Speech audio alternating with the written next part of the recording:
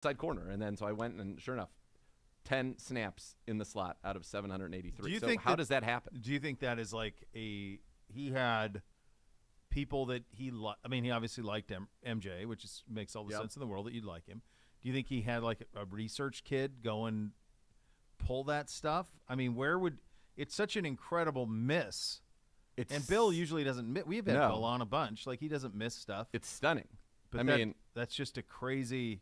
Greg played 374 snaps in the slot, 378 outside. I mean, he's the only guy that played any significant snaps in the slot for us last year. Obviously, we both know it would be Greg Newsome if you're talking about a slot corner for the Cleveland Browns. It's wild to me. Strange. So I saw that happens. Nonetheless, I like the accolade. But then it makes you wonder about the details. That dude is a baller. I know it. It's one of those things where, like, when people, because I get asked about it, I'm sure you do too, and they ask me, is this all hype, all real? And I'm like, I try to like downplay it because I don't want to. It's just odd that he didn't have like this in New York, that he didn't have some of it, because what you see out here, the praise that you're discussing from Joe, the praise we've seen from others, even our own corners talking about him, like, it's all real. You see it with your own eyes. He gets open all the time. He's got the best shake. He's got everything that you'd want. Oh, my gosh, swag. Jeez, look at it again. So, what? He just back it. Stop it. We need to get him in here for a swag segment. I'd like him to break down the Hall of Fame, the attire? Hot Party attire. Because I think he's got some good takes on our outfits. Yeah. He's got a good take on his own outfit, I'm sure. And also it'd be nice to promote, the designers who have him so nattily clad. And then I think he's also going to have some good takes on Gibbe. Yeah. Which I would like to hear. I think all of those things are wins. Yeah. Yeah. So we got to get him in here. Yeah. Swag, come on. Come on, Swag. Get in here. Make it happen. Yeah, so that's the thing with Moore, though. It's like, what am I missing? I don't think I don't understand it. Like, it's like, how did he not have more? I mean, the Jets quarterback situation was a disaster, but like, he can do everything. He's so crisp. He's so quick. His route running is pristine. It just is wild to me. So it's wild to me that there hasn't been that, Okay. So in that regard, I'm slow playing it. Final 6 games of his rookie year. Yeah. 34 catches, 459 yards, and 5 touchdowns. Mm-hmm. Okay? So just to give people an idea, that extrapolates out right there. So 34 to 96 catches in a season. 1,076 yards. Actually, way more than that. Let's see, 538 divided by 6 times 17. 1,524 yards and basically 15 touchdowns. Yeah. So that final 6 games of his rookie year, when he got opportunity to start to click, he was an elite receiver in the NFL. Now, the sophomore season, whatever happened there, it just went sideways. And he's doing that, by the way, in his rookie season with not Deshaun Watson. Oh, no. Not elite quarterback. No. There's that part of it for sure. He's just so explosive. It's amazing to me that the Jets, I don't understand it. He got into it with LaFleur. Yeah. And it just at that point, sometimes when things become personal and doesn't work out, that's the end of the rope. And so for the Browns, you look and you say, we gave up a 2nd-round pick and we got Elijah Moore and Cedric Tillman for it. Feels like, at this point, a big win for Andrew Berry. Yeah, it does. What's your sense on who plays Friday and how long? So we'll hear from Coach tomorrow. My sense is that some, not all starters. My guess is we won't. These are not scores. No scores. This is just connecting dots. My intuition. I don't think we'll see Nick Chubb in the preseason. I don't know that we. Good Lord. I don't know that we need to see Nick Chubb in the preseason. I don't know that we'll see Miles or Zadarius maybe in the preseason. Yep, I like it. Other than that, like, you will see Deshaun. I don't know that we'll see Joel Bitonio, for example, in the preseason. I think there will be a small group of people that get basically the preseason off, but I think you're going to see everybody else, and maybe it'll be a series or 2.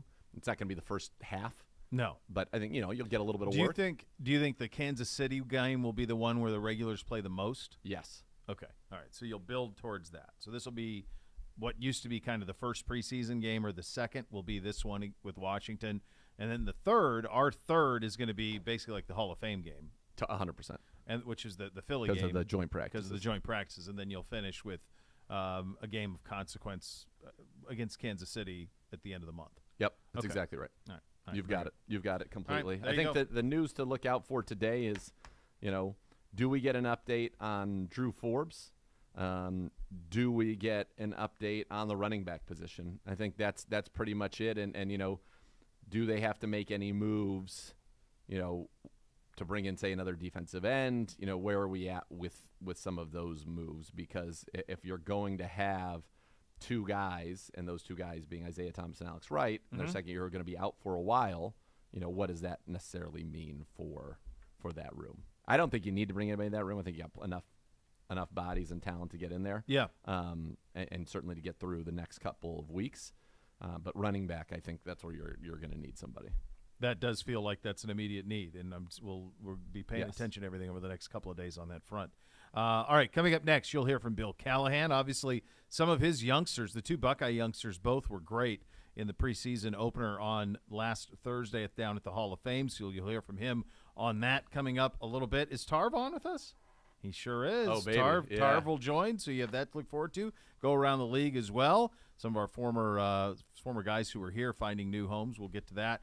We're off and running here on a Tuesday edition, Cleveland Browns Daily, brought to you by Ballybet, sports betting partner, your Cleveland Browns, coming soon to Ohio on 850 ESPN Cleveland.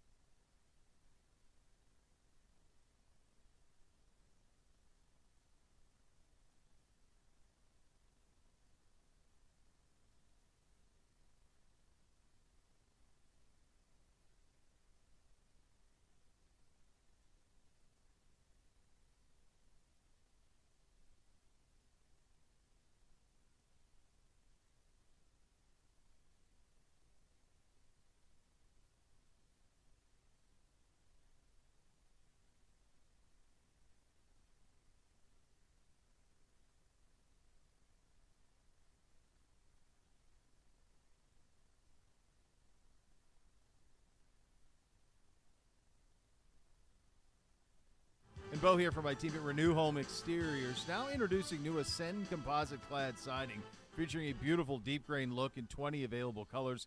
Keep that just installed look for a lifetime with its low maintenance siding. Plus, with Renew comes price match guarantee. You can be assured you receive the best price for your exterior project even after you buy. Renew Home Exteriors. Superior products, superior service. Visit renewestimate.com for more. And now let's out to podium. Offensive line coach Bill Callahan. Could you touch on the progress? You're down. Rookie minicamp where it looked like he really struggled to, I think Pro Football Focus said he didn't allow a pressure while playing all the snaps the other night. Yeah, I think that, for any rookie coming in as an offensive lineman, it's going to be a process. It's going to be a learning scenario, and they're going to learn incrementally as they go along. I really thought his pass protection took some major steps. He still has a long ways to go yet. We're still working on the run technique aspects of his play to make him a more complete player. But it was good to see him perform, under the lights against good competition, taking third down sets, which are so critical to protection. Yeah, a lot of positives. So we came away pleased. Again, as we look at it, just the broad picture, broad brush, looking at it, you say, God, that's really good because he did, he stayed in front, he got his man, he finished off. But there's so many little things that he can improve upon. And self-admittingly, he agrees with that. He can see where he can improve his hands and his feet and his body posture and obviously some of his overall reactions and counters. Are you unconcerned about his stamina after seeing him play 74 snaps? I think everybody's stamina in training camp can get better. Yesterday we went through a no huddle, period where we really try to push our players and try to tax them, and take them to the limit conditionally. And so I think they can always get better, especially with the tempo things that we're doing right now, trying to play at a higher tempo, playing more on the ball. I think that's really positive, and it requires a lot of stamina, especially when you get into the later portions of the game. But what have you seen out of James Hudson as he heads into year three? Been really pleased with his progress coming into training camp, especially in the off season. He did really good things from a technique perspective. He showed growth. He showed maturity. I love his passion. So his tempo has picked up. His aggressiveness has picked up. I like his swing versatility that he gives us. He's become a better player because of his intelligence. He's smart. He can anticipate quicker. His pass sets have improved. But, again, we're still going through training camp. So we're excited about his progress. We just want to see that consistency, extend throughout, this period going into the season. It seems like Tyrone Wheatley is earning some kudos from you guys and some good reviews. How's he doing? Yeah, we really like him a lot. He's been banged up the last week, so he was not able to get all the reps that we wanted him to get in practice and in the game. But we're looking forward to the next 3 weeks, or the next 3 games, that is, to see him more earlier so that we can get a good evaluation of him against good competition. But we've been pleased. Here's a guy that, my God, he was a tight end a few years ago, and he's transitioned not only from a skill position but into a power position. He's added additional weight. My God, he's up around 330 pounds now. So I think, and we feel, that he's still growing into his body. He's still making adjustments, making tweaks, but he's really athletic. He's shown the ability to get on the edge, and pass protect against good speed rushers. Now it's just a matter of it all together. His run technique, his pass technique. We're really excited about what he brings in terms of swing value for us. Do you feel it's at all a little risky if you went into the season with only Hudson and Jones as your backup tackles without a veteran presence there? I know Hudson's in his 3rd year now. Well, you got Tyrone Wheatley, who's been with us as well. So, hopefully we can take 5 into the season with us. I really feel, and I know Andrew feels this way as well, that you can never have enough of those tackles, because that's a commodity. And the more you can develop them and train them, it just adds to your depth. So we feel like we've got really good depth, and we're always looking to add another player to develop at that position. But boy, tackles, they come and go. They're the durability, the pounding that they go through, and of course with a 17-game season now, the durability issue is really huge. So you may lose one or two for a period of time, hopefully not too long. But those guys that come in, they got to step up and play immediately. Thinking of like a Hubbard type, a Chris Hubbard type. Yeah. 6, 7 years in the league. Yeah.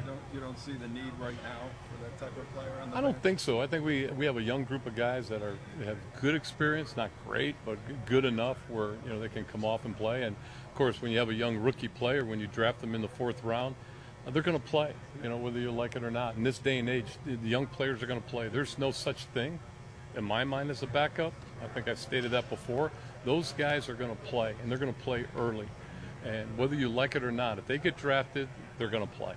And so, they're going to, DeJuan may be in that situation, hopefully not. I hope we keep our guys healthy, but you never know. And then there's also, those extended roles where they come in as a substitute tight end, gives a little more power on the edge. So that goes into the thinking as well, so we can kind of spoon feed those young tackles into the play, similarly like we did last year with James Hudson, Michael Dunn, where they come in there and they play that wide position. This is such a big year for Jed Wills. Just what have you seen from him Yeah. and evolution or development going into, I think it's 4th year? Yeah, I think he's really progressed. We came out of last year's film evaluation, the scheme eval from off season, and we saw a lot of positive things in his play. We saw steps. Now we want it to be more physical. We want it to be more, I would say, more consistent in terms of the finish. We like to see that finish become more violent, more physical. I think we're pushing that. We've had long conversations about that. And Jed, he's a great kid, and he takes constructive criticism well. He takes challenges well. So he's up for it. He wants to get better. He's shown that in the off season. He's shown that in training camp. He's becoming a more consistent pass protector. We've added some things to his repertoire in terms of technique. So we're really hopeful, and I know that he's really challenged, to get better and improve because, there's some big things out there ahead of him. Bill, at this point in your career, how rewarding is it to see those young guys, whether it's DeJuan or James or Jed, take that extra step, take that coaching to heart? Yeah, it's really cool. Yeah, that's what we do it for, to help these guys. So when you see players emerge and improve, it's gratifying as a coach, but I'm really thrilled for them, as a player. That's what we're here for, is to help them. And the players, when you can show them things that can improve their game, you just develop a trust between each other, and that just kind of permeates, forward into the future. And so when, things come up, they lean on you. So it's always kind of a solution-based situation we're in, but it's really cool. Yeah. All right, back by popular demand, it's year 2 of Barking Backers presented by Milkbone, the fan club for dogs. View membership options and join today at barkingbackers.com. Coming up next, we'll go around the league. Some of our former players finding new homes, others fighting for jobs. We'll get to that coming up next. You listen to Cleveland Browns Daily, brought to you by Bally Bet, sports betting partner, your Cleveland Browns, coming soon to Ohio on 850 ESPN Cleveland.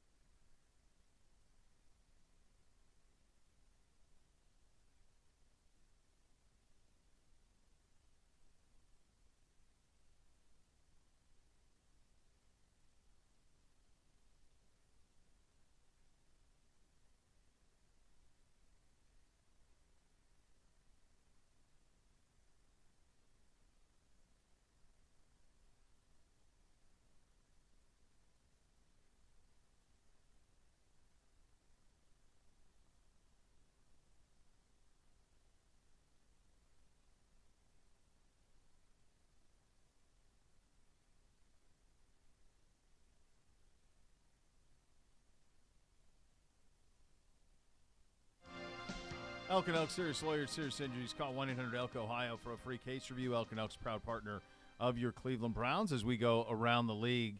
I did think this was interesting for Schefter. Now, I don't know if it's just because maybe this doesn't happen as much as in the NFL, but he made a big deal about Tampa Bay listing Baker and Kyle Trask as starters on the official depth chart. Yeah. Which we've been over a million times. Like, that depth chart's put out by the media team. It's not put out by coaches, especially that one that earlier in the week. Well, that's probably why it's kind of funny. Right. That a media team would The media team would put well, maybe that came from up top. I don't know. But Sure. is it – you guys are far more – you're NFL depth chart guy far more than me. In college, this happens all the time. There's like 8 oars on every depth chart. Yeah. Is this – how do they never have oars in the NFL? I don't think so. I mean, he made it sound like it was pretty like I've never noticed one, but I'm unprecedented. not looking for it either. Sure. Whereas in college, it's every week it's an oar. We haven't Do had you ever oars. see you never see an No, oar? not on an NFL depth chart. Okay, so that's an NFL versus college thing. Because when I saw it, I'm like, every week. Yeah. So apparently it's been rough today. I was reading it today. They were like picks all over the field. Jenna It's Lane, just I been- saw her. He's had thrown like 9 picks in the They threw first 2 more today. Oh, jeez. So Currently, stacked their up. defense looks on brand of the Ravens championship defense of 2000, was it? Yeah. Yeah. Yeah. Well, they're on par for that. So here's the thing, though. Like, and Jenna, who's we've had on the show before, she's a good friend of the program. She said that, from the coach's like Baker is. The way that she spun it was Baker is willing to make mistakes and try things in practice where Trask is not.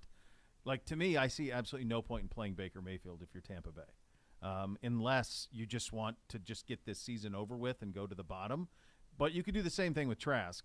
They drafted Trask. He's been in their system for 3 years. Pick, He's Don't a you want to see him second-round pick. play? Let him see if he can play. Right. I see no point in playing Baker if you're Tampa Bay. He's not the long-term solution for you. He's not that. And he's not – in the short term, it's pointless. No, I think right now he's probably best suited to being like on a really good team as the backup so that in the event that something catastrophic happens, your really good ready-made team season is not lost. You can still go to the playoffs and hope that he gets hot and, you have a chance to make a little bit of a run, especially in the NFC. Well, we saw that with the Rams last year on Monday Night Football when he came in. Or was it Thursday Night Football? It was the game against the Broncos. Well, then he had the game against the Raiders where he came in. Like, to me, Dallas would have been a great spot for him to back up Dak in the event Dak goes down in Texas, and then he gets to basically be the guy that would be able to play with those in that system. But you're right. I think it's a tough spot for them, and it is interesting why it's a competition. To me, Baker, you would only start if you believe he has a chance to be your franchise quarterback, right? Yeah. And if not, you got to see what your second-round pick Trask does. And then ultimately what you want is if neither of them are your franchise quarterback, you don't want to win. You want to get a franchise quarterback. You trade Mike Evans. You trade Godwin. You trade Devin, all these guys. And Baker can make enough plays to take you out of that number 1 spot. Yes, no doubt. With that Yes. wide receiver room. Yes. For sure. Yeah. The crazy – all right, so let's do guess the stats for you guys. When do Great. you think – I thrive in this. in what year did Baker Mayfield throw for his highest percentage of completions as an NFL quarterback? 2020.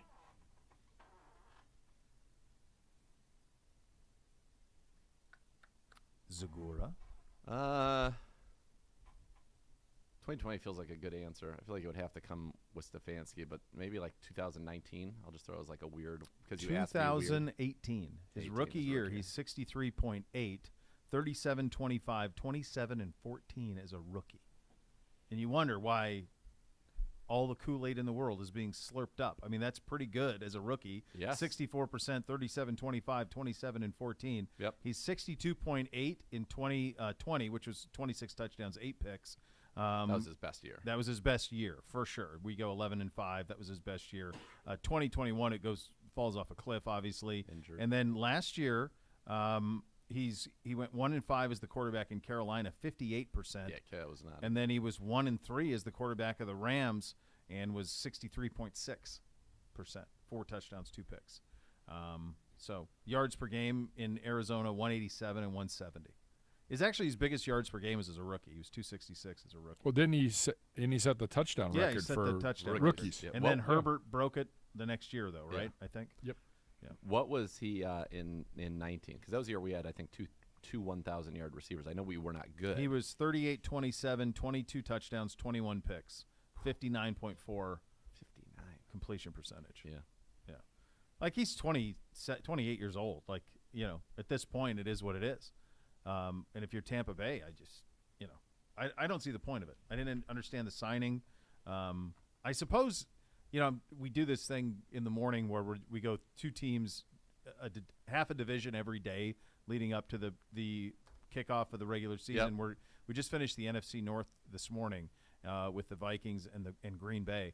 And you talk to people who cover those teams, and you look at those rosters, and you could look at any one of the four and say, you could go win the division. Minnesota's the clear favorite. They should be. They were 13-4. I know a lot of people like Detroit a lot, obviously. Yeah, why can't Chicago? But why not Chicago with Fields? You start to see what they did. And Green Bay, the last time they did this, it was Rodgers. And if they like Love, he must be something to him. So I'm guessing that's how you end up in this spot if you're Tampa Bay. You're like in the NFC, we strike lightning in the bottle with maybe Mayfield can be what he was in 2020. If we can get that out of him, that might be good enough to win the division. 9-8 get you to the playoffs. I mean, my God, Carolina's in there with a rookie quarterback. Atlanta's going to go with Ritter. The Saints have Carr. Mystify.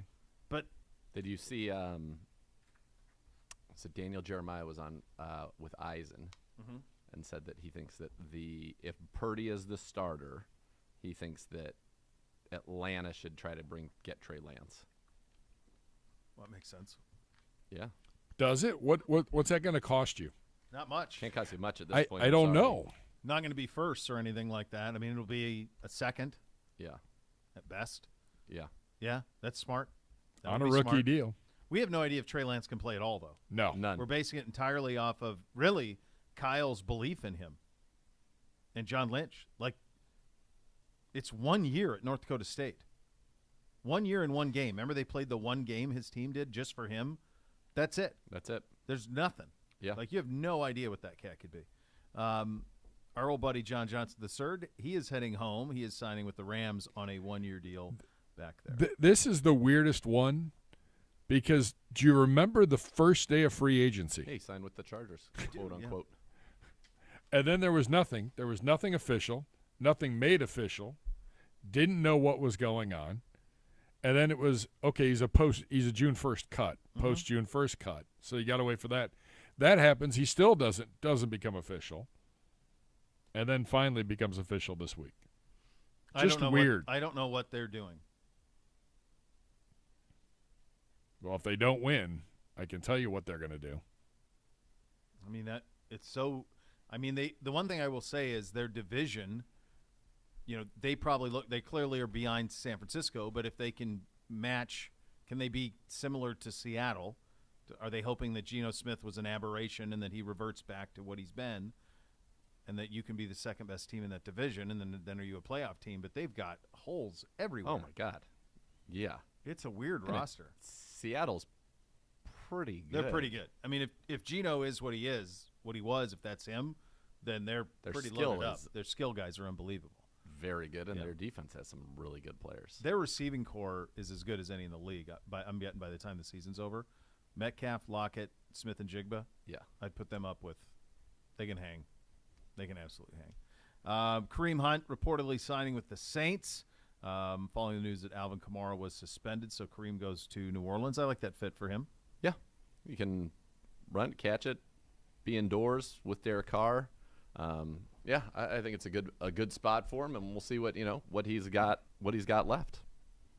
It did feel like he didn't have the same explosive nature last year as he did previously. No, it was in many and really kind of was in some ways as a result phased a little bit out of the offense as the season went on. Last year, 3.8 yards per carry for Kareem. And he averaged 6 yards a catch, which were both amongst his yards per touch on the season were 4.3 yards per touch, one of the lows of his career. So you could see it a little bit, but they're definitely, in spots and in bursts, Kareem Hunt's shown a guy, who could be really good. He just really hasn't been the same, honestly, since that 2020 season. In 2020, he goes out there. In 2020, he rushes for 841 yards, 6 touchdowns, 4.2 yards carry. Goes into 21, and he still had in 21, 8 games, 386, 5 touchdowns, 4.9 yards a carry, which was a career high, and was averaging like 8 yards a catch those 2 seasons. Dropped to 6 last year. Career lows in everything last year. But that injury, maybe that injury in 2021, when you're running back, it was to his leg. Maybe it just took a little bit more out of him than we knew at the time. You saw the story out of Washington. Did you guys see this with Eric Bieniemy? It's insane. Yes. So Ron Rivera's hand-picked coordinator, Bieniemy. Yep. Apparently he's tough. He's very hard on players. Very and tough has like on a players. very direct and very kind of aggressive way with players. Which is fine, but I'm guessing that was in the brochure. Could have been vetted very easily. I have never seen a coach do what Rivera did. Rivera said some players came to him a little concerned. Like, he aired this publicly. He said, quote, I had a number of guys come to me, and I said, hey, just go talk to him. I said, understand that he's trying to get across to you. As they go and they talk and they listen to him, it's been enlightening for a lot of these guys. I mean, it's a whole different approach. Rivera went on to say, as a coach, I have to assimilate and get a feel for everybody. Eric has an approach. It's a way he does things. It's not going to change because he believes in it. And then compares it to Jack's approach. And then he said, Jack has a tendency to try to figure guys out a little bit more as opposed to, hey, this is it. This is the way it's going to be, that type of stuff. Eric hasn't had that experience yet, and aired all of this publicly. I'm surprised Rivera aired it. So, it's shocking. I think that if you were to talk to people in coaching circles, they'd say, probably not the way I'd go about it. But training camp week 2? Yeah, this is also a guy who claimed to not know that losing to the Browns last year in Week 17, which was a 16-game season, eliminated that team from the playoffs. Remember, he said that. He said he celebrated did not know with that. an ice cream cone as he drove past me out of the stadium. Oh, that's right. I was like, wow. Yeah, all right. So clearly undeterred. Riverboat Ron's doing it, maybe some different ways than others. I don't know. I don't know what to tell you. You just rarely see coach on coach crime, especially this early in that thing. That Josh Harris guy who just bought that team, he's got a lot to clean up. Well, I feel like that coaching staff's on borrowed time. You buy a team, you want to start over. Yep. Like, he's going to clean house in the coaching staff in the front office, and you're going to want to start over. You're going to redo the brand. You're going to do everything. You got to build a stadium. They paid $6 billion, and it's a build. It's not a rebuild. They're building. They got to build stadium, rebrand, relationship with the community, coaching staff. It's a lot. And it's a nice roster. It's a really good defense. They've got some weapons offensively. They need a quarterback. So we had a conversation last night on the Browns preview show. Can you make an argument they're the second-best team in the NFC East? Philly's number 1. Can you make an argument that Washington? Not yet on Howell. I can't because I just haven't seen it. If you take quarterback out of it, Giants. if you take quarterback out of it, then you can start to have a conversation with them. Their defensive front is their excellent. defensive front is really. It's really what good. I mean. Their weapons are pretty good. They have the talent. Yeah. They do, but I think that to label them that I think is a bridge too far. It's probably, to me, in the NFC, it's Philly, San Francisco, Dallas. Minnesota. Giants, I mean. And then that's kind of Giants. where you're. I'm not putting I will not put Danny Dimes. He would be below. He won a playoff game last year. Yeah, he'd be and played below. well. Okay, by the way. he beat the Vikings. The Vikings, not had a great. great record last year. It's hard, man. That conference is brutal. Brutal. It's just. The AFC is not, unfortunately. No, unfortunately not. Like, if you swap us and the Lions, you're walking toe-to-toe with San Francisco and Philly. Yes. Well, we certainly hope so. We'll figure out Philly next week, but I mean, it's it's really, that's a big project. That Washington project, that Harris guy, he's got a big job. It's complicated. You got to build a stadium, man. Yeah. That's repair a relationship between a fan base and its football team. You got to rebrand it back to something that makes people happy. You got to get rid of all the Snyder stuff. There's a lot of Snyder steak on that thing. Yes. It's a long way to go. Training camp final here. Cleveland Browns 50-50 raffle is now open. Go to the Browns mobile app or browns5050.com to purchase and learn more. Get your tickets before kickoff of the Browns and Commies on August 11th. You can take advantage of the Joe Thomas special. Get 400 tickets for only $73. Wow. Is that real? Yeah. That's real. That's 400 tickets for $73. Yeah. It's a nice little. Don't Could be a miss your nice chance payout. to win big while supporting local youth. That's awesome. That's great. All right, Tarv will join us coming up next. Cleveland Browns Daily 850 ESPN Cleveland.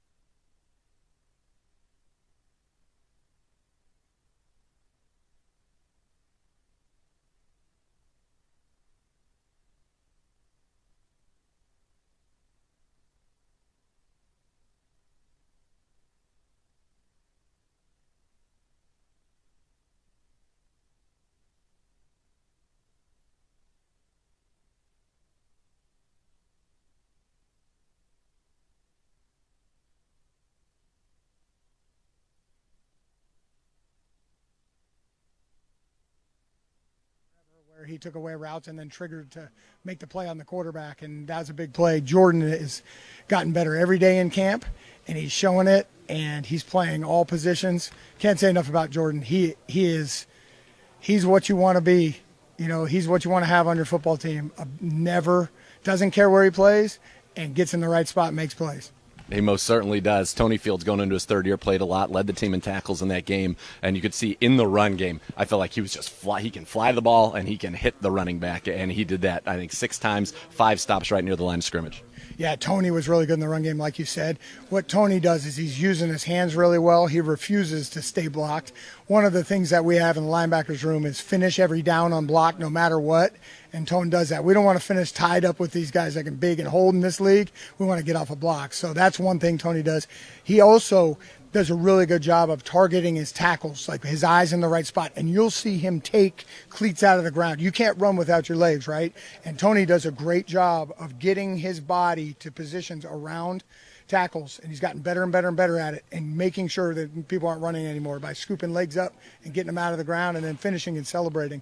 So Tony this week has learned there's some things to fix from the game, and he's fixed some of them this week in practice. So let's see how this goes this weekend at home, and I'm excited to watch Tone. Yeah, he's been fun to watch, kind of his evolution. He was a guy so productive in college, those 100-tackle seasons, and to see him kind of have that confidence again, I think is exciting. And then I know you love the undrafted free agents. That's what kind of part of the preseason about, these guys scrapping and fighting and clawing to make this roster. And Charlie Thomas, Mahmoud Diabate, both I thought had very strong games. You could just see them flying around times. We'll start with Charlie, 5 tackles, and had the best hit of the game, where he just flew to the sideline, decleated the ball carrier, ball came out. Unfortunately, we couldn't get a recovery too close sideline, but a pretty strong start from a guy who was very productive at Georgia Tech.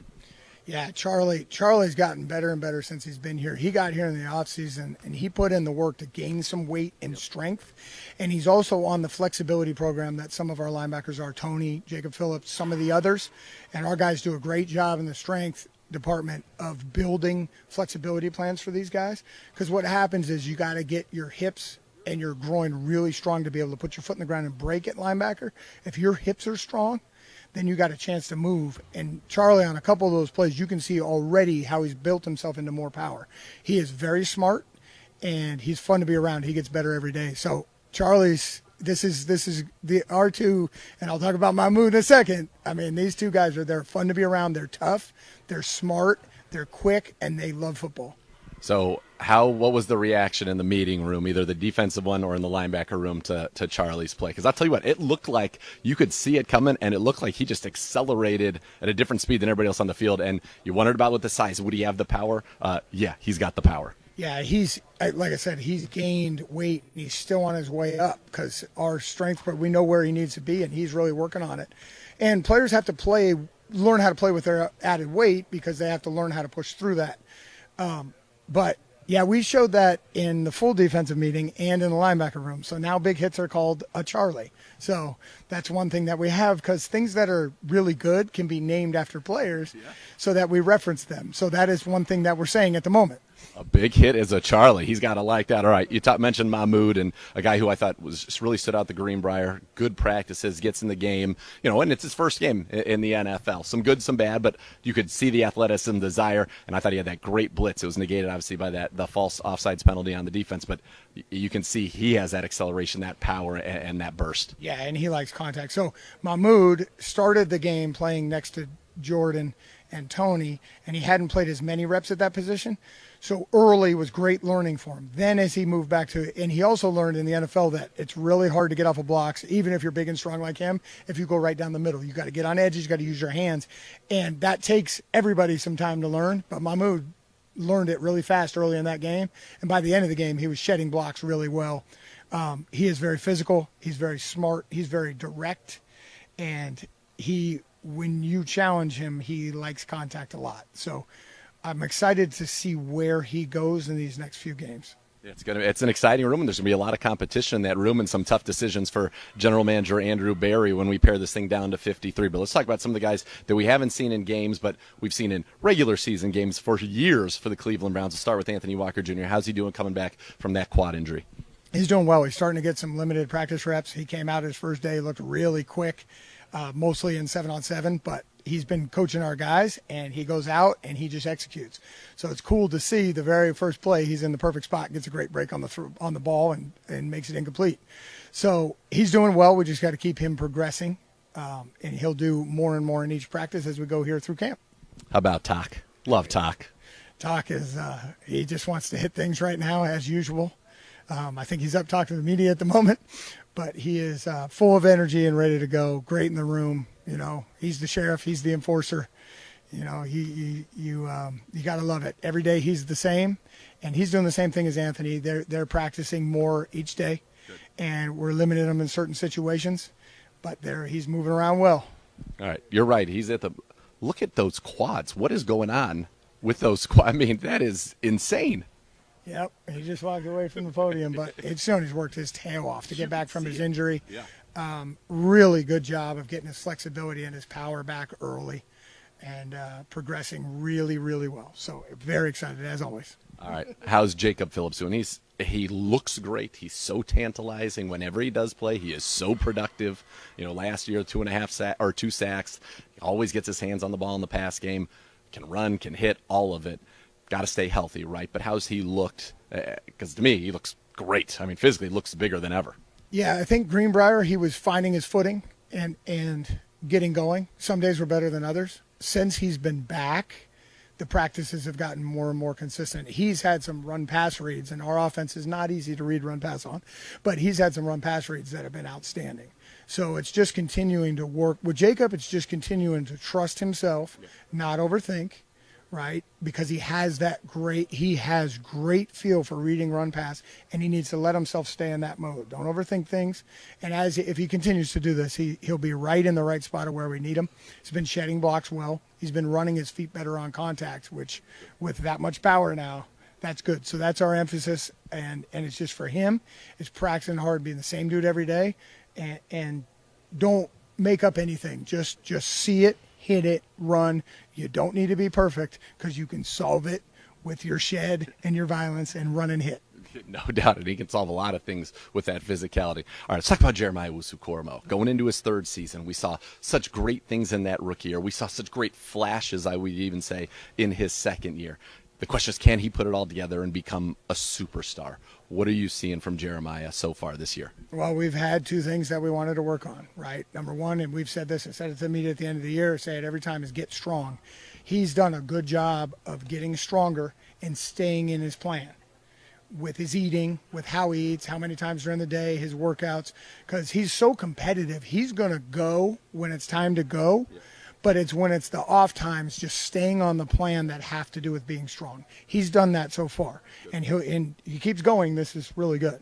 And then on the field is letting himself. He has a great feel for movement, for what's happening, for where the ball is, when to make quick decisions.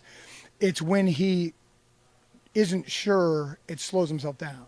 And since we got back from Greenbrier, he's had some really good practices. Yesterday, he had 3 or 4 what we call teaching reps, and we label them, and they were perfect. Whether or not he made the play, he went to the perfect spot, his body, and then he broke on the throw. And those are increasing. If he keeps those increasing, letting himself feel football, then we're on the track. But these last couple days, it's been good. Now we got to see him continue to do this as he goes into these preseason games and not let any situation take him out of that. It's about him, one play at a time, and go. So those two things aren't going to change with him. It's taking care of his body, staying strong, and letting himself play one play at a time to the best of his ability. I love talking with you. I love the way you break down everything. I want to give some people some insight because we joke all the time about nobody loves ball more than you. Can you take somebody into your office? I've had the great privilege to go in there and learn a lot about football from you, and I appreciate it greatly. But what it is that you do, so when you watch a practice, the notes you give, the detail, the thoroughness of it all, just kind of give them an idea of, coaching doesn't just happen on the field. A lot of it then is going to happen. You watch tape and then are able to bring things back to the players. Yeah, the process is the same for me. It's just what we say. The next play is going to be our best play. I learned that from Takeo Spikes. He would say that to himself as a young player in his helmet, right? When I was fortunate enough to coach Patrick Willis, Takeo Spikes, Navarro Bowman, Jeff Olbrich, all the great outside linebackers on those teams, Ahmad Brooks, Paris Harrelson. Being the linebackers coach of those guys, taking in how to set your mind to make next plays the best play, that's what I do. So when I approach everything that way, if it's on a play, I want to help the players by giving the best coaching comment that I can to get them to do it fast and simple and be able to go to the next play. So I input all of that. We have columns for really good, and we have columns for improve, right? And so you don't want to be in the improve column all day. You want to be in the good column. So they know where they are, and they get their numbers and everything they get feedback on. So you can watch that on your own. You can watch it with us, cut it up, do everything. So that's just I want to give them my best on every play, and it's their job to do their best on every play and then learn from it. And that's how we work, and that's how we approach everything we do. Everything we do, whatever we're doing, is the most important thing in that moment. Every day when we wake up, we're going to make the best day we've ever had. Done. That's it. That's how we approach it. I love it. I love you. It is always great talk with you, Coach. Thank you so much for the time, and good luck. Personal question. Yeah. What, do you want a personal question? Yeah, Okay. All right, fine. Before, give me a All right, personal one. All right. How was the surfing this summer? It was good. It was good. I spent a lot of time. You got a new board, right? Yeah, I got a new board. You saw the pictures. I didn't use that one as much, but it was good. We had the fortunate time to spend some time in California, be able to go to Hawaii. So we surfed Waikiki, and both my boys were able to surf waves with mommy and daddy. So that was really cool. Yeah. A seal followed in my son after he rode and was on the board, so he thought that was awesome. So it was good. I was in better shape than last year. I'm still not as good as my wife. Well, listen, happy wife, happy life. You know that very well. Coach, thank you so much for the time, man. You're the best. Appreciate you. We'll be back with more Cleveland Browns Daily right after this.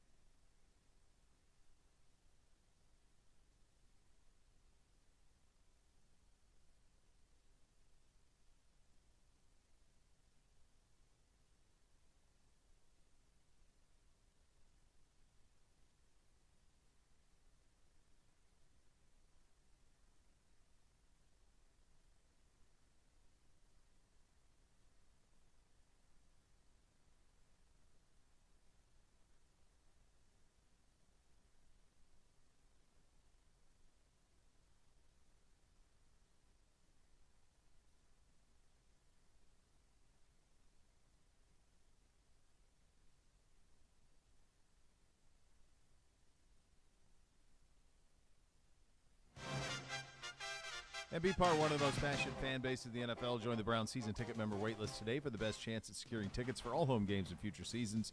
Don't miss out. Go to clevelandbrowns.com/tickets or call 440-891-5050 to learn more today. Around the sports world, you got a Ryder Cup decision to make. Is it JT or DeChambeau? Is that it? JT scrambled like heck, almost chipped in on 18, which would have got him inside the FedEx Cup playoff. Hit the pin and out, and then DeChambeau shot 58 down at the Greenbrier. And, of course, you played last week. Yeah. Or 2 weeks ago. He beat me by 11 shots, which is a lot. And I was shot 69 on the old white? Yeah, but not from their tees. Yeah. Their tees weren't open to us. Oh, they had them locked off? Yeah. Okay, but normally when you play back. Yeah. Yeah. I mean, some played like at Firestone, same thing. They didn't let us play from those tees. Sometimes tees are just there for the tour, where they're like 100 yards back. I mean, it's but yeah, that's a heck of a number, 58.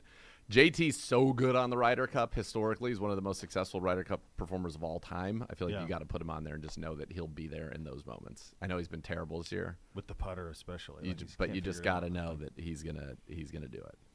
I think he's like the heartbeat guy of the operation. Yes. Like you got to have him on there. Everybody loves him. Like I don't know that there's that same affinity for DeChambeau. He doesn't have quite the same affection. No, I don't believe so. No. Go ahead, get back. Who else is on it? Do we know? Officially? No, I don't know. I mean, there's some that are automatic, right? Who's the captain? Is it Zach Johnson? Is Zach Johnson the Ryder Cup captain? Yes, that's exactly right. It's in Rome, which I don't recall a Ryder Cup in Italy. No. That was a big deal when it went to Spain for the first time with Sevi. Valderrama, wasn't it? Valderrama, exactly. Yeah. So it's somewhere in Rome is where they're playing. Which cool. Is really cool. So it'll look different. Starts September 29th. Yeah. I love the Ryder Cup. I do, but like tough time of year. It is a real tough time of year. I'll tell you what they right should now. do. That's it. If they are insistent on keeping the players the PGA in August, which I don't think they should, but if they are, then they should run the President's Cup and Ryder Cup alternating. You mean the PGA's in? It's up. It's earlier than that, isn't it? The PGA's in August now. I'm sorry, it already April. happened. No. May. I'm sorry. Yeah. May. Okay. Used to be in August. It's right. in May. Right. Yeah. So August is where they should put the PGA where it was good, but if they don't want to do that, then put the Ryder Cup or the Presidents every other year. Every year you have one.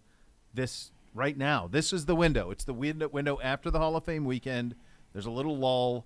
Right now, you have our attention to try. I remember the President's Cup was at Muirfield a few years ago when I was down in Columbus, and I was at Northwestern covering a football game, and then the Ryder Cup was going on back in Columbus, and it's like all anybody wanted to talk about was the Buckeyes. Yeah, and yeah, The one of the most prestigious golf events in the world was in your backyard, and it was like 8th page. Yep. Yeah. It's such a tough spot. Speaking of them, they lost a week. I don't know if you saw this. They officially, the Memorial, which has always come, Memorial Tournament week down there starts the Tuesday after Memorial Day. Yeah. That's when it goes. They moved it back up a week. I'm sorry, I guess it would be technically back a week. So it'll now go the week before the U.S. Open. So that's a big final blow. Tune-up. It's a big blow for Jack, though, because they always like the idea of play it, rest it, go to U.S. Open. They always wanted the week as a buffer. They thought that was a big key in them getting a lot of the fields they got. Yeah. But they moved them up. RBC Canadians swapped with them, so that's moving to that. And I know the people at Jack's place are not pleased with the swap. So RBC they don't think must they'll have still had get some money. people as the.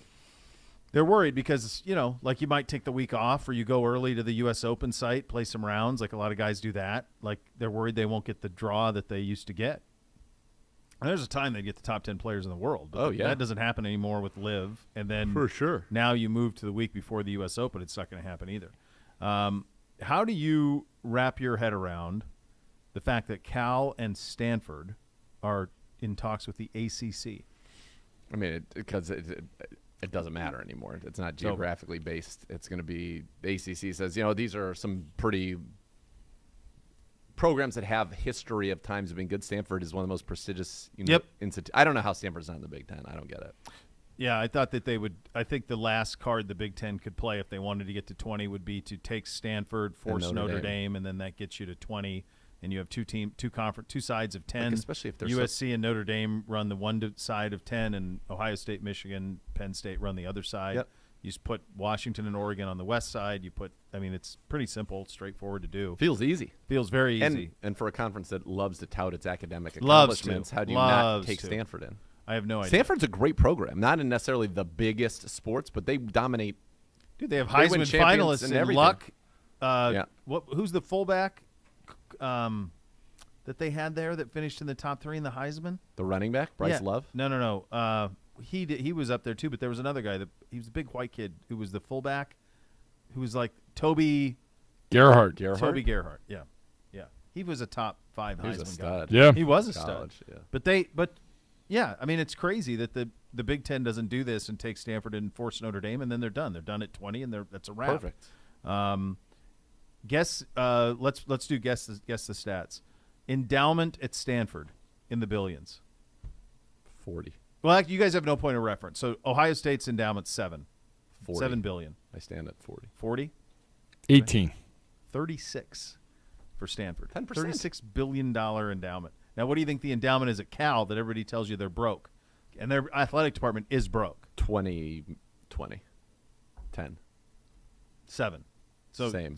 But same as Ohio State's at Cal. And everybody tells you Cal's broke because their athletic department's broke. But in terms of their school, Not broke. they're great. They're in great. What? How is their athletic department broke? How are you broke? Mismanaged for years.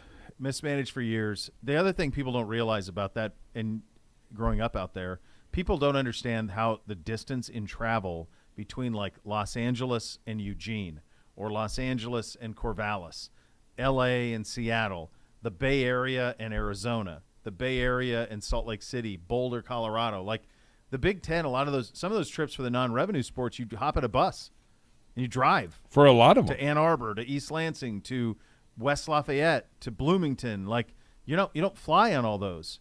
Well, in that conference, you're getting on a plane everywhere. And so they did not have the television revenue. The other thing that they did is, unlike the SEC, which has like 16 sports per athletic department, the schools out there still have like 30. They still trying to run 30 programs. It's just bad business is what it comes down to, and led them to be the point of extinction. AP joins us coming up next. NFL 100 players list. Higher, lower, better, or worse. Cleveland Browns Daily, 850 ESPN Cleveland.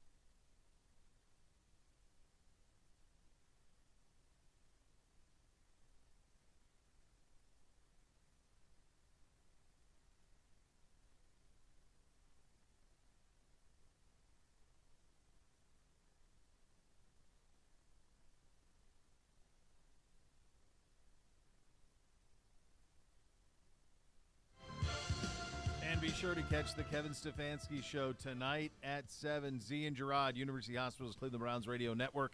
Coach Stefanski, Austin Watkins joins the show. You have that. You're not on. You have that to look forward to, which is very, very nice. Time for a little better or worse, higher or lower, presented by Keep It Fun Ohio from the Ohio Lottery. Reminds you to set the time and spending limits when gambling. Poisal in studio with us, the great AP joining us, our senior staff writer in studio. Hello, Gibby. Not for long, leaving us for greener pastures. AP. Poisal. Legend. I'm just not even going to acknowledge Poisal. it. I love It's too Poisal. painful. I want him to stick around. I think it's craziness. Yeah. and Can't have it. I just want to say I'm going to miss you guys so much. It's been such a blast coming onto this show basically once a week for the last year and a half, year and change. Yeah. I feel like I've grown so much just by talking to you guys. I've grown much more confident talking on the radio. I did not have much of a radio background before, but you guys, you calloused me up and you built me up. So super appreciative and I think much love to everybody. Much love, dude. I think whenever you have flaming hot AP. takes, though, I want you to still call in. Just tell Gibby, hey. I'll send you a text and we'll go Especially from because you're there. going to be in enemy territory in Baltimore. So I'll see you guys Ravens there. week, I feel will like see you guys there. we need AP talking some, letting us know. Boots on the ground, Gibby. I'm fine with that. We're working through a couple things. Hey, I like it. You guys will always have my It's a number. well-oiled machine. Working through a couple things. Somehow on done. the switcher, the camera doesn't enlarge automatically.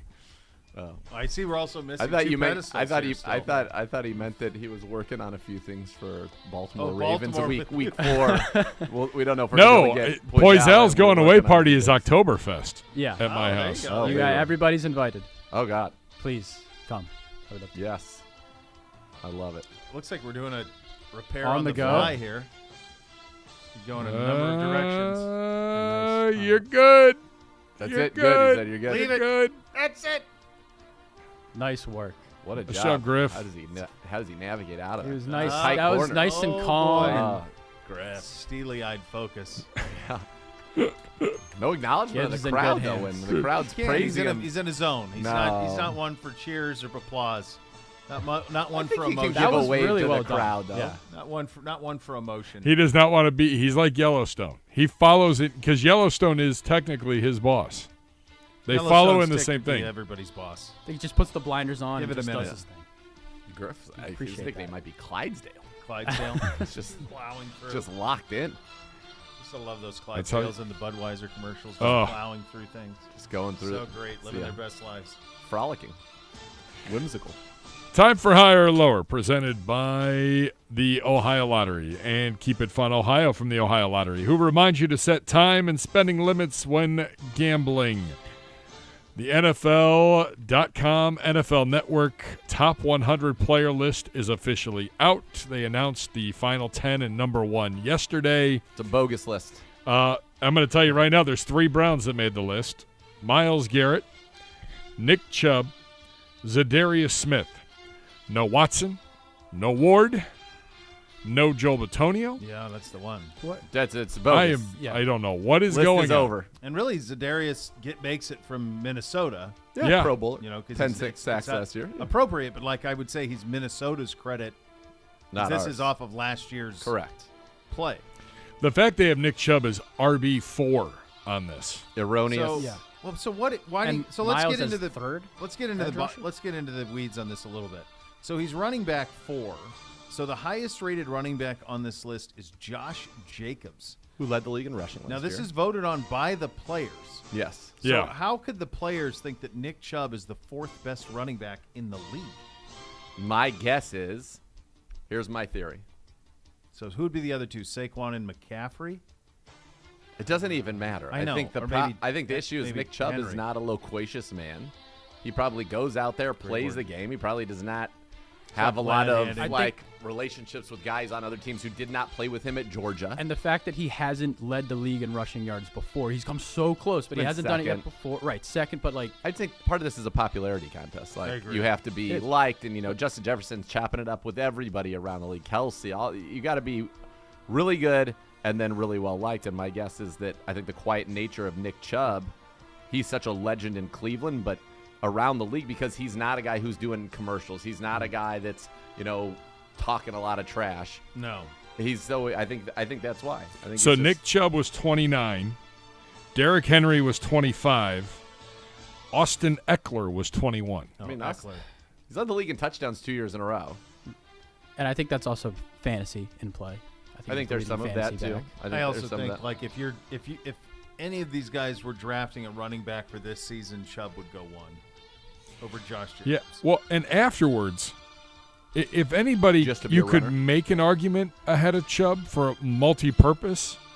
Mm-hmm. I'm assuming it would be Christian McCaffrey, and he comes in at 35th and RB6. Okay. Barkley's ahead of him. Barkley's ahead of McCaffrey. What I have a hard time with is a couple things. So Nick Chubb disrespected. Miles is completely disrespected. Oh, I know. I think Miles. What on earth is Max Crosby doing in front of Myles Garrett on this? Well, that's crazy. And I'll tell you what. I know he didn't play 17 games last year, but T.J. Watt should also be in the top 10. T.J. Watt we went through those numbers. Yep. From wins and losses, 8 points a game. Yeah, that's in scoring defense. The sacks go from like less than 1 a game to over 3 a game with him on the field. The yardage, that was 100 yards and 8 points a game difference with him. Like, we had never seen anything like that from a non-quarterback. Ever. Yeah. All right, let's get into it. Hit it, Kevin. Higher or lower? Number 1 on the list is Patrick Mahomes. Appropriate. Number 2, Justin Jefferson, wide receiver, Minnesota. Zagura, higher, lower, or just right in the NFL top 100 list? You talk to anybody in this league, and it is unanimous that he is the best receiver and the most difficult player to deal with from a game planning standpoint in the NFL. So I think it's fine. I think it's fully earned, appropriate, all of it. Bishop. It's correct. It's the sweet spot. The other thing that's remarkable is there are 3, so there are 2 skill players, a total of 3 in the top. I think Jamar Chase was like 34 on this list. The 2 receivers and the quarterback off the LSU National Championship team are in the top 35 in the NFL. By the way, Justin Jefferson, that year that they were all together at LSU when they won the national title, he was the number 2. Jamar Chase won the Blitnikoff. Yeah. Jamar Chase was the first-team All-American. Jefferson was the 2. Now, Joe threw for 6,000 yards, so I think Justin still probably had 1,500 yards receiving. Sure. But Chase was the one. But it's right. He is appropriately where he is. He's anytime you talk to people around the league, you say best non-quarterback in the league, it's Justin Jefferson. Yes. Forever it was Aaron Donald. Yes. Feels like he's gotten that mantle now. Mm-hmm. Next.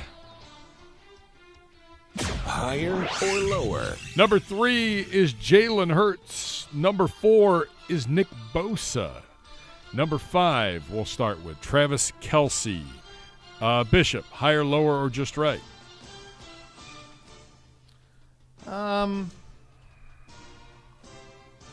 Right behind him is Joe Burrow. Burrow's there. Tyreek. Boys, you think about that. Kansas City had 5, 7, and 1 on this list. You know what? Just for the funsies, I'm going to go lower. I'm going to go Tyreek Hill higher. I'd take Travis down just a bit. I think Tyreek doing it without Mahomes. And Kelsey's a first ballot. I mean, this is nonsense. These are the best players in the league. Like, Can I throw one thing at you? Just Go try ahead. to get your head around. They got rid of Tyreek Hill and still won the Super Bowl. Yeah. And Patrick Mahomes is obviously a big reason why, but I don't think they win the Super Bowl if it was the converse. If they had gotten rid of Kelce and kept Tyreek Hill, I don't think they're as good. It's fair to say, but we'll never know. We won't know. You can't do that. You can't say it's wrong. By the way, good job out of me at guessing 1,500 yards for Jefferson at LSU. 1,540, 18 touchdowns. Ball's not gonna spike itself. 111 catches. 1,540, 18 touchdowns. I think Chase was like 1,800 that year. Poisel, what say you? No, I actually think Kelce is just fine at 5. He is, bar none, the best tight end in the league, and a reason why Patrick Mahomes was able to get off the ground as fast as he has been. I think if you, obviously, Z, what you were saying about how league executives talk about Jefferson, well, I think Kelsey's probably in that conversation too. And so I think the fact that he's the second non-QB, and I maybe could even move him up above Bosa, but the fact he's the second non-QB / defensive end, I guess, on this list, I think it's fitting. I think maybe you can make an argument for Burrow and Hill, like Bo was just doing, but I'm fine with him at 5. He's as tough to guard as anybody in the league, and that includes Jefferson. Last year, 110 catches, 1,338 yards, 12 touchdowns, a career high 12 touchdowns for him, 1,338 yards. It's the third time he's been over 1,300 in the last 5 seasons. And how old is he? And he's older than you think. I think yeah, he's 33. I was going to say. He's going to turn 34 on October the 5th. Give me the pre-Mahomes. What was Mahomes' first year? So he's been there 5 years. So 2016 pre-Mahomes, first team All-Pro, 85 catches, 1,125 yards, 4 touchdowns. 2017 pre-Mahomes, Pro Bowler, 83, 1,038, and 8. First year with Mahomes, 103, 13, 36, and 10. Then 97, 12, 29, and 5. 105, He's 14, amazing. 16, The impressive 11, thing is 33. And we don't have time to break it in or look at the stats, but like how many times with the game on the line in the fourth quarter when you know he is the guy. Here's the other thing. He's unbelievable. They've been obviously their last 4 playoff runs. He has 207-4, 360-3, 303, and then last year 257-4, and that's in 3. These are 3-game totals. Yeah. So he's averaged over the last 3 seasons in the playoffs in 12 games. He has 14 touchdowns. I mean, so you're talking about playoff games. God, elite. He is even more elite in the playoffs than he is in the regular season. And I'll tell you what. After watching quarterback, it makes you like him even more. Oh, yeah. He's so great. Yeah. The Burrowhead, my beep. This is So Mahomes' great. house.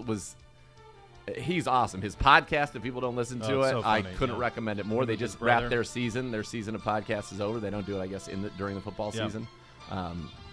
He's awesome. And 33, like that's no joke. He's gonna be 34 this year, and he is still balling. Those brothers walking in, gold jackets. Be cool if they retired the same year. Oh, and they both yeah. could go in together. Travis, How about that part? Oh my God! Oh my God. Travis is for Might need sure the Stark County first ballot, right? State Fairgrounds. Travis is for sure first ballot. Jason's not far off. He's got a ton of first teams. 5-time first teams. 5 so he's right I there. think that might make He's him right a lock. there. Yeah, that might put him as a lock. And By the way, the Super Bowl champion. The Jamar Chase numbers that year at LSU, 84 for 1,780 and 20 touchdowns in 14 games. 38 scores between the two of them. Between the two of them. Next, That's great. Higher or lower? Joe Burrow is number 6. That does take us to Tyreek Hill at number 7. We know Bo's thoughts. Poisel, higher, lower, or just right for one Tyreek Hill. Yeah, this is fine, and I think you could. It's so hard because I think Burrow belongs where he's at on this list too. But to me, like Tyreek Hill is. You just watch the way that he makes everybody on the field look so much slower when he's running at full speed because he's just so fast and can make so many plays that off of his speed and just all over the field. So I think I'm fine with him at 7. I wouldn't put anybody behind him in front of him. So yeah, I guess that means I'm just fine with 7. Zagura, higher, lower, or just right? We're talking about guys that are so elite that are game changers. I think you can go all the way through the top 11. I think there's a delineation after those guys. Myles Garrett should be in there. I think T.J. Watt should be in there, so that would get you to like 13. These guys are all studs. I'm fine with it being. I'm fine just right. It's going to be interesting. One thing that came out of you didn't finish quarterbacks yet. No. So Mahomes has a lot of respect for Joe Burrow, just the way that he talks about him, and you get that moment where he says, "We want the Bengals because we want to beat them," and all of that. It was pretty cool watching that. So I think that I like that. I like where he is there. I think ultimately, Tyreek Burrow. I think Jalen Hurts last year, based on what he did, maybe is justified. But I think like if you were saying, okay, you're going to draft quarterbacks right now, he's not the second quarterback taken. I think he's the hardest. He was unreal last year. He was, but it's there. You would. I think it is fair to say. I would also say this: he was unreal. He was put in the. I think he's a 66% passer. He ran for 13 touchdowns, 700 yards, like 3,700 yards, 22 touchdowns, 22 touchdowns, 6 picks. So from a pass perspective, it's not elite like you'd expect for somebody who'd be third on this list. When the you run add in the stuff rushing, allows for it. 7, He is. 16, I 13. think you can make an argument that no quarterback in this league has been put in a better position to succeed right away than him. Absolutely. Like that line, those weapons, the coaching understanding what he did right and using it to his strengths. It's all of those things. It checks every single box. Yes. But now that the tape is out, can he stack it? And I do think it's fair to have the question of can he stack it? Right. I know damn good and well Mahomes, Burrow, Allen, Herbert. I mean, I know there's stackability there for those guys. I know it. And it just needs to have another year of it. Because a year ago at this time when they came in that here, was the question. We were like, everyone was asked the question, like, can he go? Well, if he did, for sure. But, like, give me another. Every year he's been in the league, his completion percentage has gone from 52 to 61 to 67. Touchdown interception ratio has improved every year. Yards per attempt has improved every year. Quarterback rating has improved every year. QBR has improved every year. So if he can, he put in the work. You got to give him some credit. He did just turn 25. Yeah. He just turned 25. Yeah. That's an incredibly young age for a quarterback who just took his team. This is a guy who was thrown out of Bama because he couldn't throw it, went to quarterback finishing school at Oklahoma, then took over the team in like a week and a half, and then was great. Finished as a Heisman finalist. But even after that, there was questions like, is he a safety? Like, can he even play quarterback? Was he a second round? Second round. It was viewed as a reach. As a big reach. As a big reach because it felt like he was a system gimmick guy at Oklahoma. So all props, completely. But I don't think he's the third best player in football. Next. Higher or lower? Josh Allen is number 8. Micah Parsons, number 9. Number 10 is Chris Jones. Poisal, back to you. Higher, lower, or just right? I would not put Chris Jones above Aaron Donald on this list. Chris Jones belongs, I think, in the top 20. But to put him 10 and then have Aaron Donald go right behind him, I mean, we've seen there's no need to go over how dominant Aaron Donald is and the things that he's able to do as an interior defensive lineman. I mean, it's hard alone for guys on the edge to be as destructive as they are in today's game. But for him to do what he's doing in the interior, I think is just incredibly impressive. And I mean, look, Chris Jones can do this stuff too, but I would still take in today's game, I would be taking Aaron Donald. So I'd have him at number 10 and maybe even at number 9 in front of Micah Parsons because he's still just that good. But for now, I'm not ranking Chris Jones in front of Aaron Donald. If it's based just on last year, I think that I'm fine with it. I think generally speaking, to your point, totally get it. But Donald last year was hurt, 11 games, 5 sacks in 11 games. Chris Jones had 15 and a half sacks, was dominant. He's the reason, quite frankly, that they beat the Bengals. Yeah. He had 2 huge sacks in that game. So I think last year, yes. Generally speaking, no. But last year, Chris Jones turned in a season that puts him at the time. He was the first-team All-Pro, 15 and a half sacks, 17 tackles for loss. He was dominant. This is where Miles should be. He should be in this group. In this group. He should be with Donald, Jones, Micah Parsons, and TJ should be in there. Those are the Bosa. To me, the difference between Bosa and Miles is not 4 to 20. That's not right at all. Like those guys are kind of all in the same area. Yeah. Like Bosa could come down a little bit, and they could all be between 8 and 13 or whatever. But it's negligible, the difference between those guys. I don't know how Miles ends up at number 20 on this list. I think it's similar to Nick. Like I think you're right, Z. I think it's a popularity contest, and it's like some guys are gregarious and fun and all of that, and I think it's more that than anything else. Yeah. How about the Raiders with 3 guys in the top 20? Josh Jacobs, Devontae Adams, Max Crosby. Crosby's very good, but he's not a top 20. I wonder if the reason why Miles is as high as this is you look at the guys on this list. This is what I was originally going to say until you said that, Gibbs, is that you look at the guys on this list, and these are all people from teams who have been, making the NFC, AFC Championship, the Super Bowl the last 2-3 years, and obviously the Browns haven't been there. But then you see that there's 3 Raiders guys on the list, and you're like, okay, come on. Like Max Crosby, really? He's really good. He's good. No, all these guys are good. All these guys are good. But he's not. He's not Miles. No. I got to ask the same thing. Like Fred Warner, good player. Is he a great player? Is he a top 15? Was he the first team All-Pro? I think he was the first team All-Pro. I don't know. My guess is he has a couple why I'm asking. first-team All-Pros. It's so debatable. He's only been playing since 2018, and he's a 2-time first-team All-Pro. 2 of the last 3 seasons, he's first-team All-Pro. So that's pretty good. Mm-hmm. I mean, Minka, obviously George Kittle. I get. Kittle seems too high to me. Kittle's too high. What's happened the last couple of years? Because what he's also being rewarded for in this, which is it's nice to see that they're paying attention to that and all of it, but he's being rewarded in some ways for also being a dominant blocker. 760 yards, 11 touchdowns is good. That's a career high. Never been above 6 before. But he's getting rewarded for what he does in addition to, his pass catching. His pass catching numbers have never been the same since 2018. It's been steady decline since then. All right, good job to you, Gibby. Good job to you, AP. AP. So much more to come. You'll listen to Cleveland Browns Daily on 850 ESPN Cleveland.